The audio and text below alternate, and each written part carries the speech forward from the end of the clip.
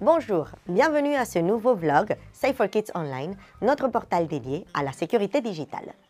Aujourd'hui, nous allons parler d'un sujet qui fascine, et en particulier les plus jeunes, les influenceurs.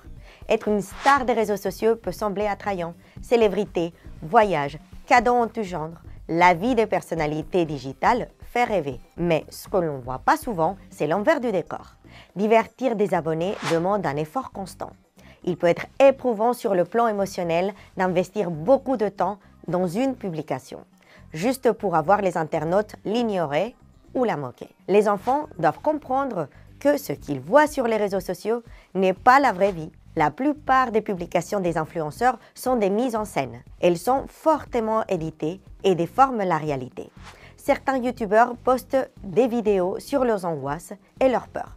Cela peut être utile pour montrer qu'il est normal de se sentir parfois déprimé et qu'il existe des moyens de s'en sortir. Cependant, ce qui est valable pour une personne ne convient pas nécessairement à une autre. Et ce n'est pas le meilleur moyen d'aborder des problèmes psychologiques graves. Une chaîne YouTube ne remplace pas un véritable dialogue avec des amis, des membres de la famille ou même un psychologue. De plus, le partage excessif sur les réseaux sociaux peut être problématique, en plus de s'avérer dangereux. Discutez avec votre enfant et encadrez leur activité en ligne dès leur plus jeune âge. S'ils prennent de bonnes habitudes lorsqu'ils sont jeunes, il y a de fortes chances pour qu'ils la conservent à l'adolescence. Suivez les influenceurs auxquels ils sont abonnés.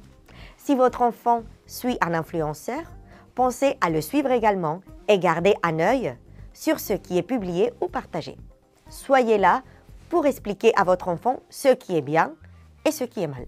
Essayez de construire des ponts entre les générations. Lors d'une conversation avec votre enfant, il est peut-être utile d'écouter que de parler plutôt.